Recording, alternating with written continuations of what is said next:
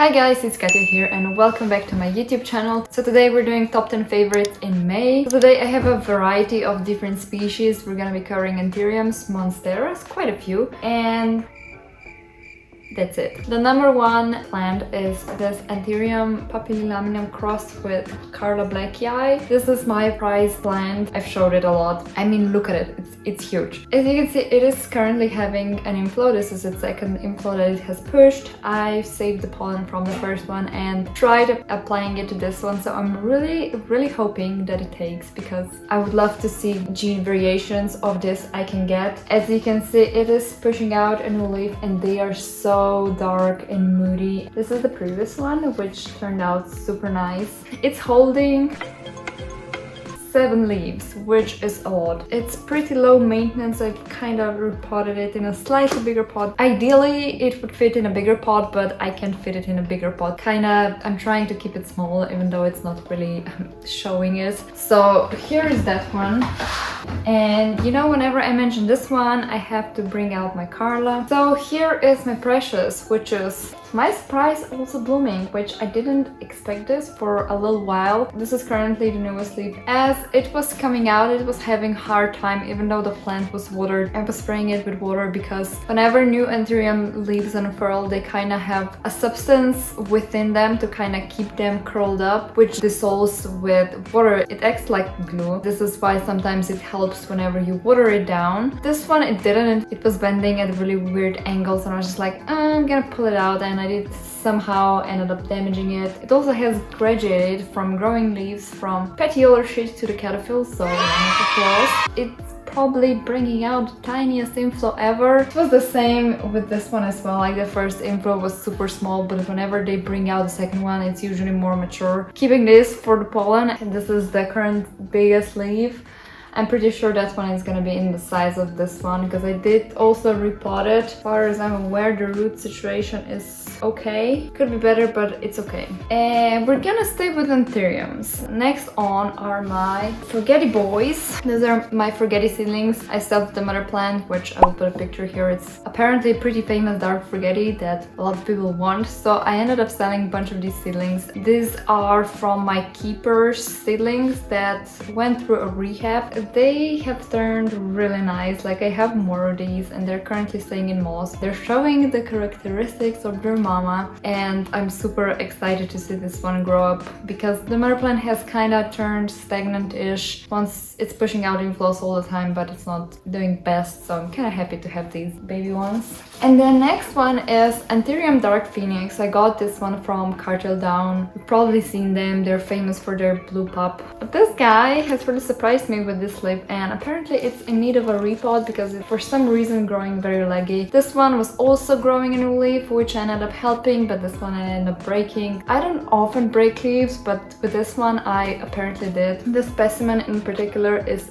very dark, and it does have beautiful reddish venation, so I'm really excited to grow this one out. And then the last Anthurium that I have is a hybrid between Forgetty and Luxuriance. My friend made these. If you've seen those really good hybrids where you have a Forgetty leaf shape, so it's round with Luxuriance texture, they are slowly getting there. Not all Forgetty Luxuriance hybrids do that. Really hoping this do. This is the previous leaf that this plant has, and as you can see, it still has open sinus, whereas this is the newest one, which goes through a beautiful color shift whenever it's growing it out, and it is semi-closed. It's a baby step. I'm really hoping that it gets close sinus, because that would be so nice. And that's it for Anthuriums. Now we are moving to Monsteras.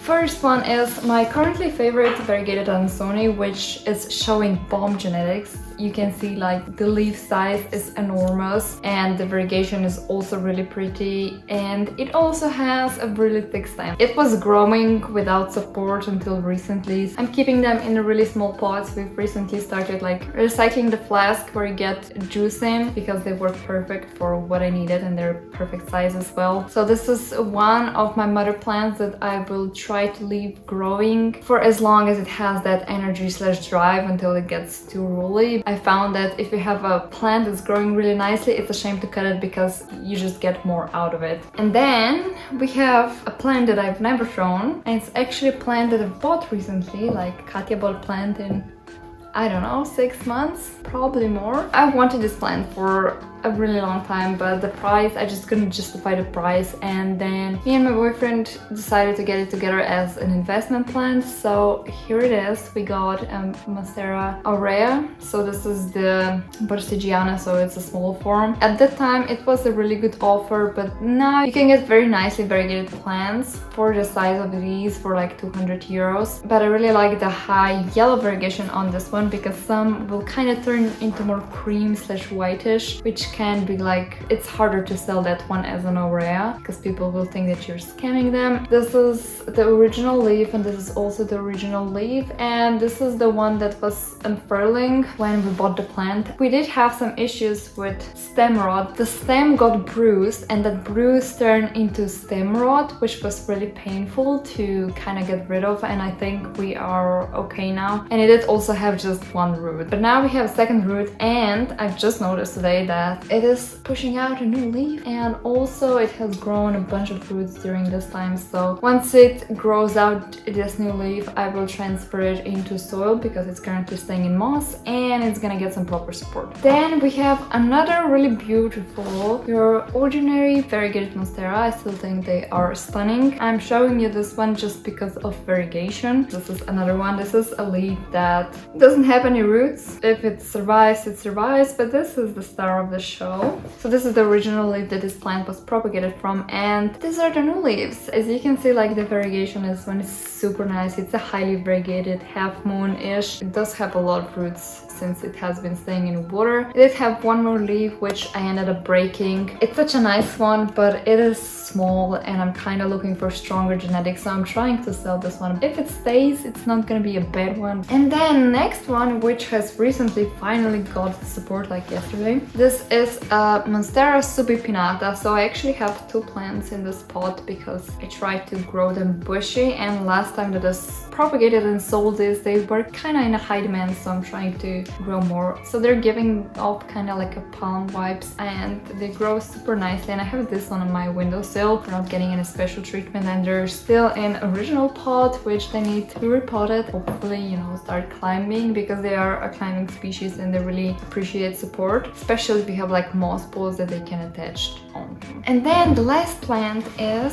a propagation of my Thai Constellation. If you have been watching my videos, you know I've done a propagation of my Thai Constellation, which was a huge plant. I've actually ended up keeping one of the stem cuttings just because the original leaf has yellowed, and selling a cutting with such leaf, it's not a good customer practice that I would personally do. It's in a huge pot because the aerial roots were huge. I know at the time some of the roots have rotted, but I'm seeing a lot of fuzzy new roots here, so this is nice. It has also grown their first leaf, so this is the first one, which is deformed because it's a first one, and this is the second one, which is actually looking really nice. Like, I'm so excited to have my Thai growing again because I do still have the huge top cutting, which is just staying in the water because I haven't had the time and opportunity to pot it up, even though it has a bunch of roots. But we are starting again from this one.